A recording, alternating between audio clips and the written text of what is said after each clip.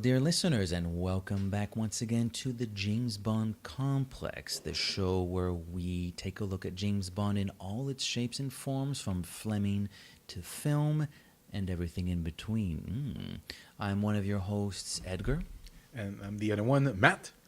Excellent. And together we have another bonus for you. This is volume 2, so to speak, of an episode we did a few months ago in the early days of the complex, where we were very excited to read a comic book. We both enjoy comic books reasonably. And a company, publishing house called Dynamite Entertainment, brought Bond back to comics in the fall of 2015, right around the time SPECTRE came out. And so we had reviewed the first story, which took the place over 6 issues. It was called Vargr. And the same team, Warren Ellis and Jason Masters, were brought back for a second edition, a second volume of stories, this one called Eidolon. This was published, I want to say, in the summer of 2006, and maybe probably bleeding into the fall, something like that. 2016. 16, I said 6, yeah, I meant to say 16. More or less, it fits with the timeline, because Vargr started in November. So it would have ended in March, April, something like that. Yeah. So this would have started probably May or June of 2016. 6 months later, we're November, December 2016, something like that. So second half of 2016 from Dynamite Entertainment. But what happens in Eidolon? So we have a little synopsis. Here we go. Disgruntled British war hero Beckett Hawkwood is in the midst of reprimanding one of his subordinates. An operation, the nature of which remains a mystery to the reader at the moment, has potentially been exposed by the employee's clumsiness. Beckett gives the man a splitting headache, so to speak. Back in London, MI5 and MI6 are still at an impasse regarding the hard rule introduced in the previous story, Vargr, a decree by which MI6 are not allowed to carry weapons on British soil, which is the security responsibility of 5. While nasty politicking goes on, Bond is sent to Los Angeles to retrieve Cadence Birdwhistle, a British forensic accountant working for the Turkish consulate, actually MIT, at the Turkish consulate in Los Angeles, who may have discovered some illicit monetary transactions. It isn't long before 007 and Birdwhistle are under assault by special forces units equipped both with CIA and MI5 weaponry. The clues, found in large part thanks to Birdwhistle's keyboard skills, leads Bond and the MI6 team to learn about an old foe long dormant, SPECTRE, now reborn as Eidolon with sleeper cells in Britain and the United States, the English division headed by none other than Beckett Hawkwood. Eidolon's plan extends right into the higher-ups of MI5, much to the dismay of newfound ally Eve Sharma, essentially 5's version of Bond. Together they team up to dismantle Eidolon. During a final standoff between 007 and Hawkwood in downtown London, Bond gives his nemesis an opportunity to protect his war hero status in the eyes of the public. Hawkwood takes his life, and Bond calmly smokes a fag. Job done. Well, here we go, round 2 of James Bond in the comics. Now, our Vargr review was a while ago, and as I've told you on a few occasions, I for various reasons, I just don't bother re-listening to the episodes we launch. I leave that up to you and the listeners for feedback. But I do vaguely remember us talking about sort of the character of Bond in these Dynamite Entertainment stories and how they've, I don't know about reimagining, but sort of, it's Fleming's Bond, but with a modern twist, barely a modern twist. And I guess probably because it's the same writer and artist team that are coming back, this does feel like a proper sequel to Vargr. It feels like we're still in the same universe, which might not be the case if ever we happen to review the next stories, which are not from Warren Ellis and Jason Masters. But since this is an Ellis-Masters joint, so to speak, as our friend Spike Lee would say, it does feel like a proper sequel, tonally and story-wise. It feels like it's being written and directed by the original creators. Yeah, like no, absolutely. If you're using cinematic terms, it picks up with elements and story points that were introduced in Vargr, being the art rule that forces MI6 agents to not carry weapons while in England. Precisely, and this. What's funny is that it's alluded to that M is trying very, very hard and diligently to overrule or have this decree overruled. We shortly find out why, because like MI5, pardon me, has been infiltrated by our old friends, Spectre, reborn. It's really odd, this version of a Spectre, because when they discuss it, it feels like it has existed in the past. They're aware of Spectre, but they mention World War II, so it seems like... I think I remember the passage you're talking about. This is about, I don't know, issue 3 or 4. That Cadence Birdwhistle has helped them, so they have a better idea, clear idea of what's going on. And I think M is just explaining the concept of a sleeper cell. He says, "Oh, we had them too in case Italy became fascist again and stuff like that." I'm not sure. Maybe you're reading it correctly and I'm reading it improperly, but I thought that was what M was alluding to. It's my understanding this James Bond has lived the Fleming stories. Has this Bond lived the Fleming stories? I'm not sure. Because Felix Leiter, by the way, we have our old friend Felix who shows up briefly in this one. He has Miroslav Kurjak prosthetic limbs because he got eaten by a shark, which is live and let die. Yes. Yeah, it's... So they have faced Spectre before. I'm guessing they have, but it's It's nebulous. Which is perfect because that's exactly what it's like in the movie. Yeah. You've no idea what the timeline is. It's rather nebulous. This is the Spectre. The Spectre we know. Is it's meant to be the same Spectre? But I love the idea of sleeper agents, but it feels... It seems to me that if it was meant to be like, somebody should have a bigger, oh my god, it's Spectre. Spectre is back. But no, it's like, oh, it's Spectre. It's Tuesday. And not only that, that's actually a pretty good point. I would add on to that. I think maybe what's creating that effect is the fact that, like, 4 agents per cell? Like, really? Well, 4?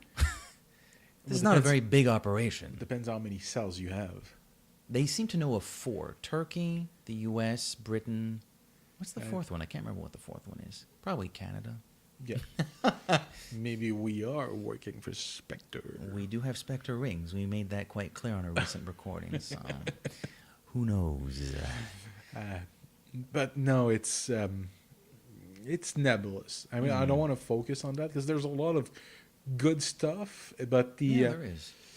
The origin of that version of Spectre is really, like, I hope they have the chance to build on what they've created. It doesn't look like they will, but I love their comics, but I want to know more about the timeline and this version of Spectre. Yeah. Well, at the time of this recording, it's, speaking of things that are nebulous, it's the future of this comic book franchise.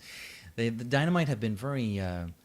the old expression, beat the iron while it's hot. I felt like over the past couple of years, we'd be at like issue 3 of a story and they would announce what the next story is already. Whereas we're at issue 4 of the body. And they've all been 6-issue arcs. So they're... I think it's more issue. I think it's 4 maybe, or 5, whatever. Maybe there's a big twist coming with the end of this 6th book and they're just tearing. Maybe we have a big surprise with the end of the body, but this body so far, it's been hit or miss.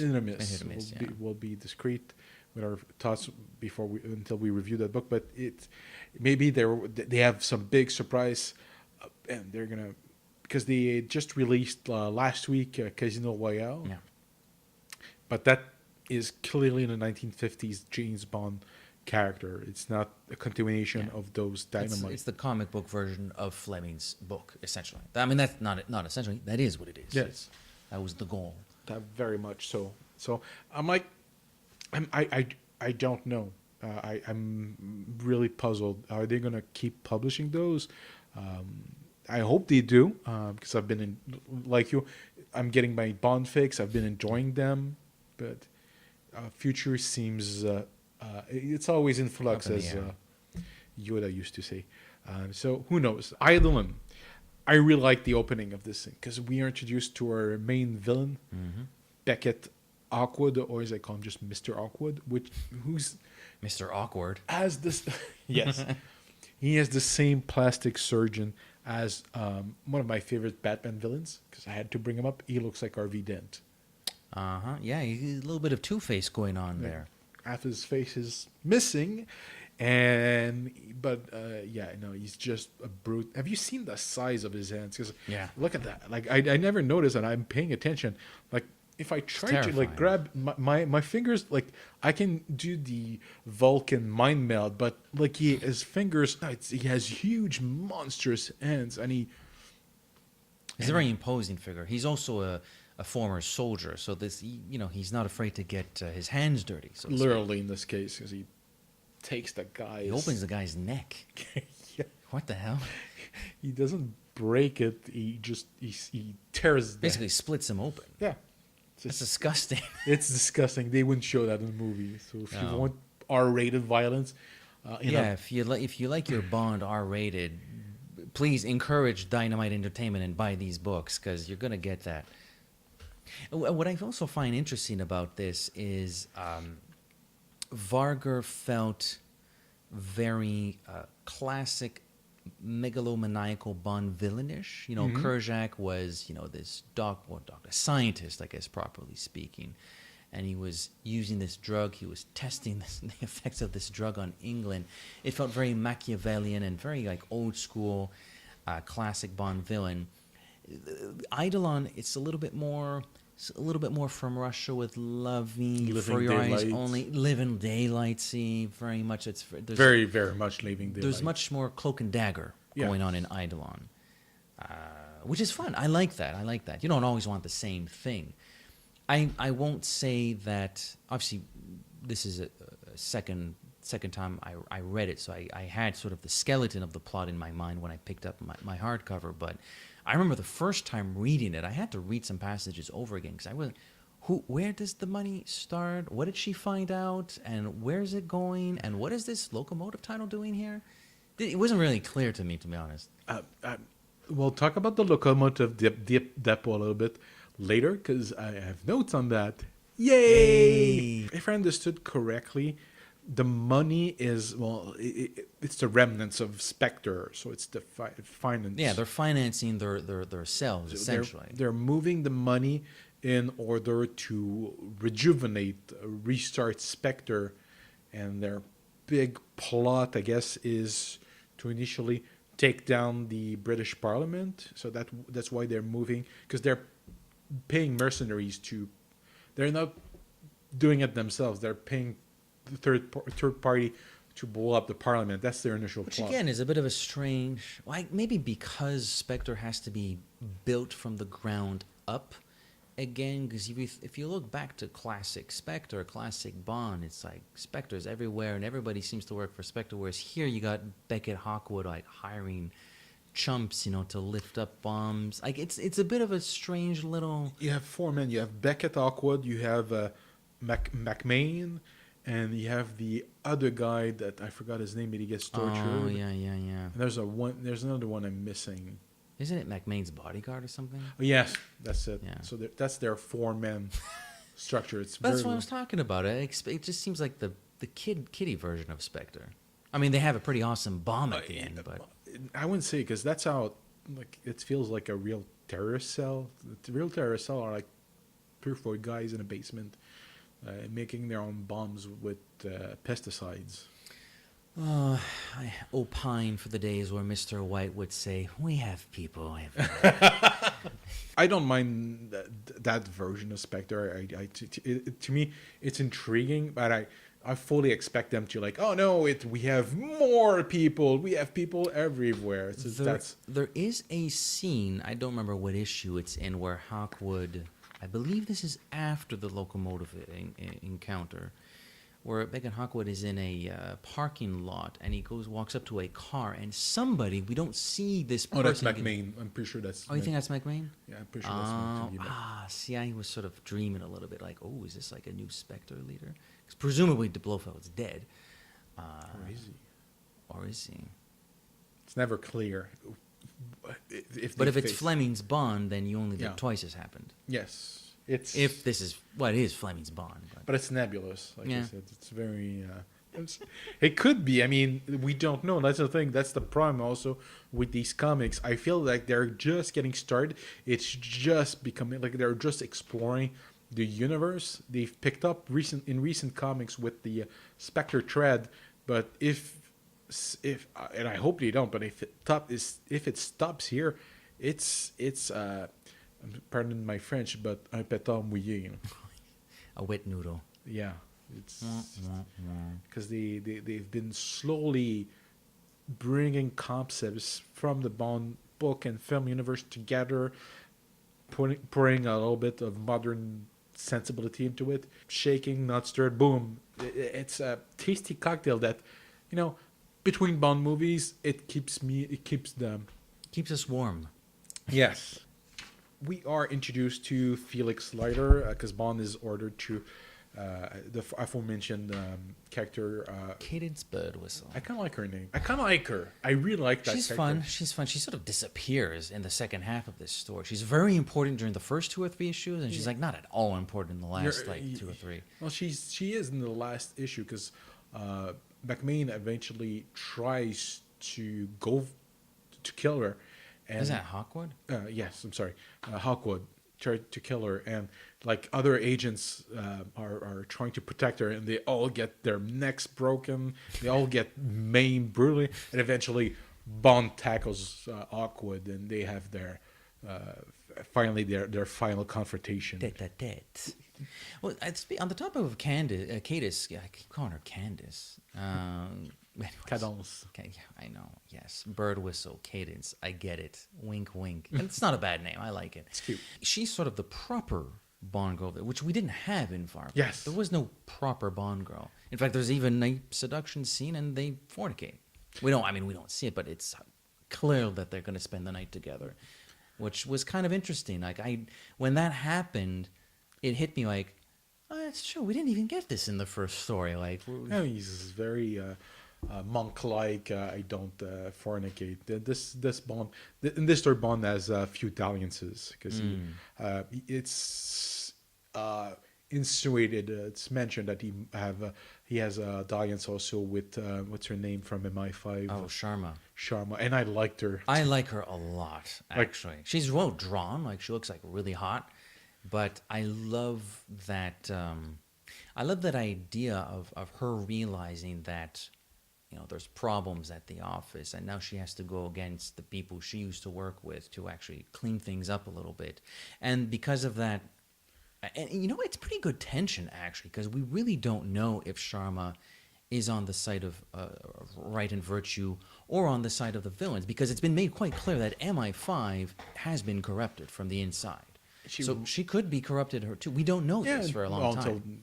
But she reminds me of Pam Bouvier. She's the very confrontational Bond girl. She is one of those trained but she's not a super spy, because the super spy ones that I don't like are often cold and are trying to out Bond with their like innuendo, stupid dialogue. Like I'm thinking about Jinx and what's her name, Wei Ling, and like they have. Oh really? I like Wei Ling. Oh, we'll get there when we get there, but she's.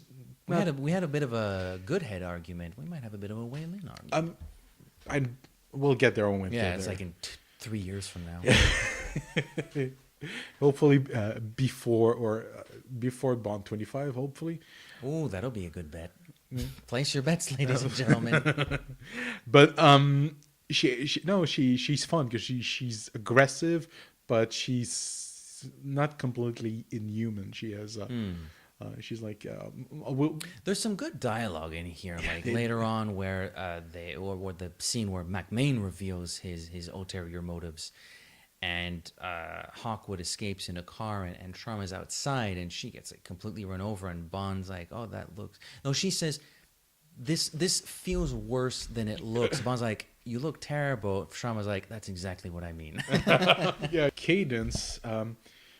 She's not drawn as your typical buxom babe. No, very plain. Well, plain. I mean, she's obviously very nice, but yeah, they don't sex her up, so to speak. Yeah, that was.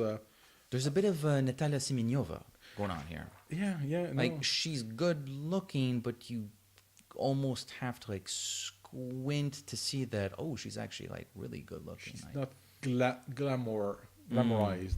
Is that a word? It is now. Well, it is now. It is at the James Bond complex. And there's a first attempt on Birdwhistle's life, and those. Oh, man. I love your note. These are my favorite notes ever. They're just panels from the comic book. Sometimes I could. The book is on the table. We could basically just go through it. Yeah. Okay, but and it's in black and white. But I know, but these are the ones that the panels or the lines that I found the strongest. That's why there's a lot. The violence is always so brutal in those books. Like eyeballs are like flying off the. The other teams do get violent, but this it's Masters is the drawer. Ellis is the writer, I think, and this Masters guy. Wow. He spends a lot of time making things look violent in his drawings. Yeah, just sometimes he loves the grisly details. Entrails, just little. Yeah. And Hawkwood burning the body of the man he just murders. He's trying to hide the evidence. And and the plot quickly after the first issue, because I read, like I previously mentioned, the first comic book review. I used to buy this in single issue. I don't have the trade paperback, so I always consume each issue, and I'm like write down notes. At the end of the first issue, it's really like From Russia with Love, The Living Daylights plot, where Bond has to take a character to B location to uncover C plot. Weird little a moment there at the end of the first issue where I think I just saw the panel there where he tosses a gun into a garbage bin, and like we're in the United States, sweetheart. Like I don't have time to wait for a retarded person to give it to. I don't know what the line is exactly, but it's like wow, like you're not wrong. Like you're a real jerk off about it, but you're not wrong at the same time. Like, just complaining about the traffic in Los Angeles. We don't spend that much time in London. We're back in England pretty quickly. Oh, they go to the Shimmer Hotel for one night. That's cool. I like that. And it's actually a safe house masquerading as a hotel. That's pretty awesome. Well, everybody knows where England's embassies and consulates are, so we just have this on the side. I think it's a nice little touch. That was kind of cute. And her and Bond have consummate their relationship that evening, and she's very playful. I liked her because she's a little bit of a nerd, and she knows that Bond is a dangerous man, but Well, he did save her life. I know he's not going to kill her. He's obviously trying to protect her. So I think she kind of finds it hot, and why not? I mean. They're both young, and I loved her reaction because eventually, like when they leave and they get to the airport, he murders a bunch of people in a hotel in an elevator. In an elevator, yes. And she has a reaction like, and people hate some female characters that react this way sometimes. Where there's a Born Identity. There's a character of Marie played by Franca Potenti. Potentially. Jason Bourne murders a man in front of her, like brutal fight, and she has a reaction. She throws up and that's normally, it's not very glamorous. It's really like kind of disgusting, but her reaction when she sees the people he just murdered, she's like freaking out, and that I like. Like she's way in over her head. That's the type of Bond girl I like. I like my Bond girl to like, okay, I'm not in my element. I'm gonna survive. Okay, I'm gonna follow you, and if need be, I'll have your back. I'll improvise, kind of like Indiana Jones. So I really like that character. Well, she's in disbelief when Bond comes to pick her up. She can't understand why there'd be a hit She's squad drinking a against her. Slurpee or something. Yeah, like she can't understand why the hell would be is there a hit squad after me? I just crunched some numbers, man. Like, what do they want with me? So I don't even think she really believes what's going on at the start. It's only when Bond starts blowing people's brains out. People are actually trying to kill her, and when they leave the airport, he comes in with the fortified. I think it's a Mercedes, and she's whoa! We survived, and it's revealed that our main villain, what's his name, Hawkwood, is behind the hit, and this is where we start learning also about the weapons cache. We also introduced to an MI6 agent, and I wrote down a note. But An MI5 agent. No, I think she's MI6. I wrote the girl with the dragon. Oh, her, right, sorry. Yeah, no, it kind of is, I guess. And this is where I have notes on the British Strategic Reserve. And apparently it's an urban myth, so apparently it's BS. But it's... Is that what Google Translate said? No, but it's on Wikipedia if you want to look at it. Basically, it's a rumor that they were... When they started removing the steam traction locomotives, they were actually put in reserve for a potential devastating nuclear attack that would put every piece of technology back to... I like the idea. I think it's a cool idea of thinking, well, the steam locomotive will be the most essential thing ever in the event that all our electronics go bunk. And the tunnel that they show, it's actually real. Cool. Where is it?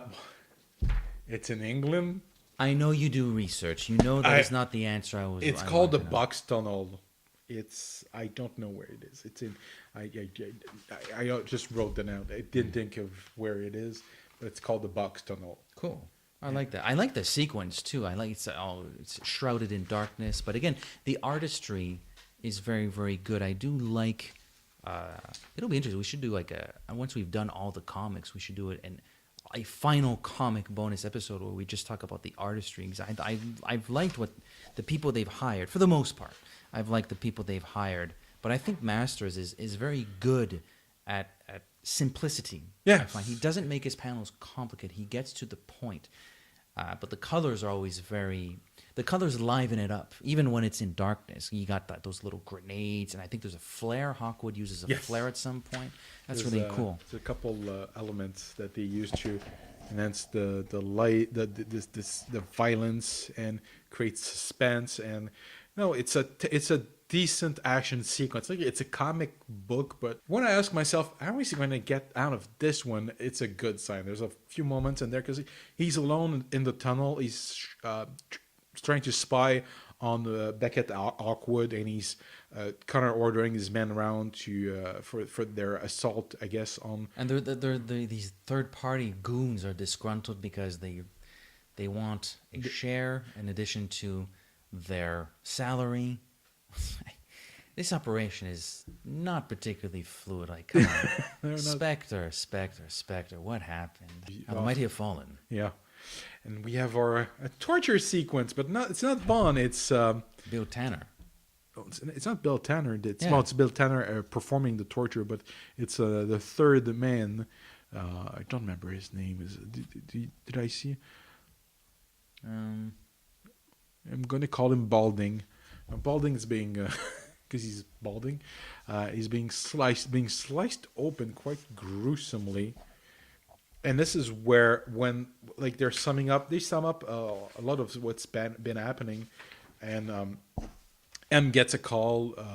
Oh no, I forgot. This is my favorite scene between the Bond and what's her name again? Eve Sharma, I think. Charming. Because he has a bit of the dialogue. He says, "Oh, are we gonna keep? There's nothing going to happen between us. It's gonna stay professional, of course. So my place." Yeah. It's cute. It's good. She's a good character. We don't see her very much, and we haven't seen her since. But fun character. I like fun that. character. I mean, Well, if she's MI5, we're probably not going to see very much of her anyway. I don't think we'll ever see her in a movie, so not in my lifetime actually.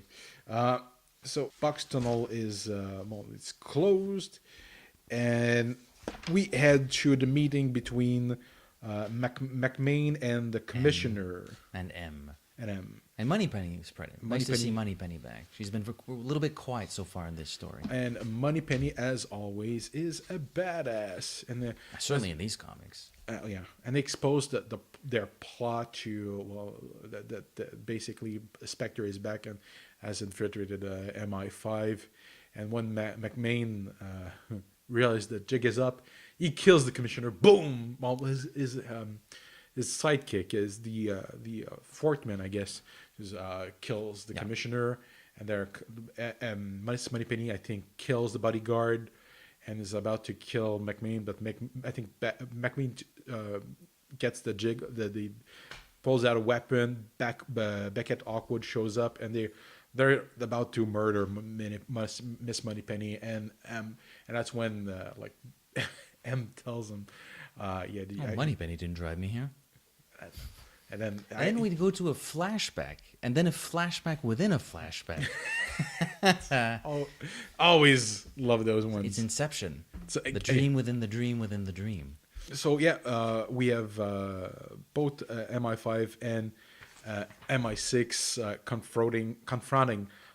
Oh my God, McMahon gets it bad because he gets it like he's paralyzed. The spine, yeah. Like he's broken. He's gonna die. Like the damage is so severe, but he's still alive. And Bond just executes him. As he has done to a great number of people throughout these two stories. Yes. He's just shooting everybody in the head. It's sad. There's not enough blood trickling. Bang. Very thorough. And I don't know if it's an Aston Martin. I've been trying to figure that out too. I don't know. It seems like it's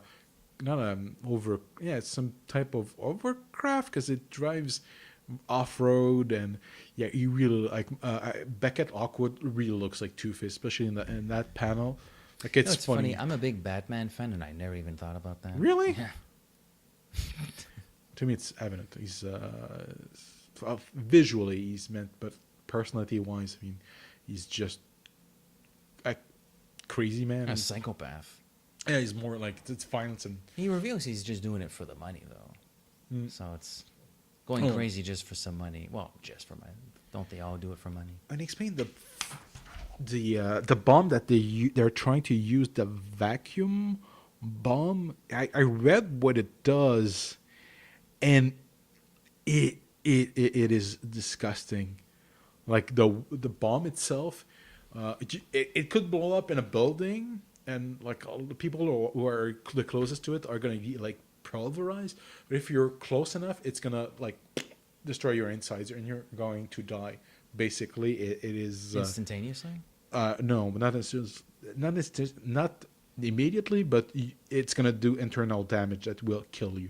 Like all your it's gonna like invisible injuries. It's gonna burst your eardrums, crush your ear organs severely. It's gonna rupture your lungs sometimes. Like it's gonna kill you. Some people have actually been blinded by this. 'Cause I'm guessing the eyeballs explode. So it's yucky. Like I think it's a controversial weapon. And just as they are planning to blow up the parliament, that's when does he decide to blow up? They changed plans. I think they're going to MI6 instead. Oh, and yes, you're correct. Because I forgot, because Birdwhistle actually she's able to defend herself, and she stabs Awkward with a pencil, and you can actually do that with he crazy glues his neck back together. And I'm like, oh wow, I think Jason Bourne There's does a small budget here. Yeah, well, it's improvised, but I'm guessing like when you're hired tug like that, you always carry a little bit. Maybe his face is always coming apart, so he needs crazy glue to like keep it together. Oh, that's actually not a bad idea, and not for this type of story, but different type of story guy. And he's I like this part where she arrives at where she needs to go. Oh my God, Hawkwood is killing me. Who? Yeah, they don't know what's going on. And he decides to take down the MI6 building. That came out after Skyfall and after Spectre, so I didn't know that they were gonna blow up that building in the movie. No. Well, again, it's clearly not the universe of the films. No, because I know, MI6 but is still there. So, It's- or well, I guess it's not that MI6 isn't there in Spectre. It's Vauxhall Cross, which isn't there in Spectre. I guess more properly speaking. Whereas it's still obviously there in the comics and in the real life. and in real life, and we can't forget that. And finally, we have our final confrontation, and it's where frankly Bond gets it a hell of a lot more than Hawkwood. yeah, Hawkwood is more. He's bigger too. I think like he seems like a much bigger than Bond. This is like Hinks versus Bond, where it's like my Bond's just getting crushed here. It's like yeah, more well not Red Grant, but pretty close to Red Grant because he that was an even fight, though. That was an even fight. They're both like hammering each other pretty good. This Hawkwood guy is beating the shit out of Bond. And Bond finally he argues with him. Basically save your reputation. Which is kind of an interesting way of doing away with the villain, because the gig is up, your bomb is not going to go off, your associates are now dead, you have nothing, and you're obviously not going to get paid because your mission has failed. Nobody knows you're the bad guy. Everybody thinks you're an English war hero. I'm not gonna say Think about anything. it. I'm gonna say quiet. Kill yourself. And he does. Yeah. So this is you know what? I do appreciate this kind of an ending where Bond talks the bad guy into killing himself. It's different. It's very different from what we've seen before. It's very Hannibal Lecter. Yeah. But the that's why he's such a a-hole. Because he's like, Beckett Awkward's talking to Bond. Tell them they should have treated me properly. I don't know why. Is he Scottish? So I gave him a Scottish accent, and he kills himself. And he's like, no. As he's smoking a cigarette, I think. And I honestly don't think that Bond was. It's not gonna care. It's just gonna ruin this dead man's reputation. I don't know. I'm not sure if he cared enough. He's not gonna not talk. He's gonna make his report. He doesn't give. Doesn't Well, care. but come on. We're talking about MI6. There's no. They already know. Exactly. What MI6 knows, the public doesn't know. So Yeah, but the idea here was, the more bull crap you start trying to make happen in London, the higher the odds of people discovering that you're actually not their idol. You're an a-hole. So now that your plan has failed and there's no way you're getting paid and you have no more allies because we've killed every one of them, why don't you save your reputation and kill yourself? Yeah, like that's a kind of a neat way to finish a villain off. Yeah, he says that to the villain, but he has. My point is that Bond has no intention of honoring. He has no control over what MI6 will do with the information. I don't. He'll think do his report. He's not gonna. He's not. The next time he goes to the bar, he's like, "Hey, you remember Beckett Hawkwood? He's actually a bad." No, man doesn't give a shit. Yeah, but he's gonna make his report, and the The MI6. I don't. I know what you're getting at, but I don't think that's the logic of this. The logic is the more times Hawkwood tries to actually blow up London or whatever the hell it is he's going to do, the higher the odds that everybody will know he's actually the bad guy. Right now, in this moment in time, irrespective. We don't know what MI6 would do with the information, but MI6, just like the Canadian Secret Service, they don't just have a newspaper where they say what they're going to do. So the public does not need to know about you. I think that's the logic. But they'll because people have died, like bystanders. There's been. But he's disfigured, so they might not know who it is. Oh, crazy person, blah blah blah blah. It's a comic book. Yeah, that's how I read it. Yeah, no. I understand I get how you're reading it. I'm just saying that's how I read it. No. Like, And neither of us is wrong. Well, I'm joking. I might be more right, but no. But it felt like a quicker read than Vargr. Like it's a simpler. It's not a simpler. It's actually plot, more complicated. but there's more. I don't know. There's more action. The villain is better. I was a big fan of Kerjak. I liked him a lot. Yeah, but Kerjak has Norver abundance. Like I feel like if Beckett, Awkward, and what's his name, Masters, could have been like if you had merged Vargr and Eidolon, you would have like a more perfect script outline for a Bond movie. I think the both storyline, if they managed to merge them together, somehow it would have been better. But they need to do the 6 issue that they can then wrap up in a nifty little trade paperback and sell back to people. That's the business. That's comic book business. They don't, those single issue you buy, they make no money out of it. They only make profit with those trade paperbacks. That's how they make their money. These single issue. Maybe that's what's not selling. I honestly, I wouldn't be surprised if they did more stuff like Casino Royale in the future than those single issue, because those single issue things, they don't sell. Interesting. Who knows what the future holds for comic books, but they're slowly embracing new technology. I digest my comics online, and that's not going to change anytime soon. I haven't bought the Action Comics 1000. I'm thinking of buying that in physical form because it's the 1000th issue of Action Comics, but I don't think that if there is an Action Comics 2000, it's going to be physical. Took a heck of a long time for there to be an Action Comics 1000. Yeah, I know, but it took less time to get to from 900 to 1000. Issue 900 was I think 5 or 6 years ago. So they print depending on how many. Sometimes it's the schedule they can, but it's a different subject. That's the DC complex. Yeah. When it comes to Eidolon and Vargr, I enjoyed Eidolon a little bit better. I think I liked Vargr a little more, tiny little bit more. But I thought Eidolon was a decent follow-up. It's solid. It's good, great villain, very good action. We have a Bond girl. That's nice. Again, she sort of disappears for a couple issues there, but at least she's there, and she's physically there in the last one. She doesn't do anything. You're missing an epilogue with Bond and Cadence. This one ends like really abruptly. That's the last panel. Yeah, like Bond is smoking a cigarette in the hood of a car. It feels, I don't know. There's something about the end. Again, I mean, we just took a few minutes to talk about sort of the plot of the ending, so I like it, but it feels as though I don't know. Did they finish this like the week before it had to be published or something like that? So yeah, it does feel like there's like.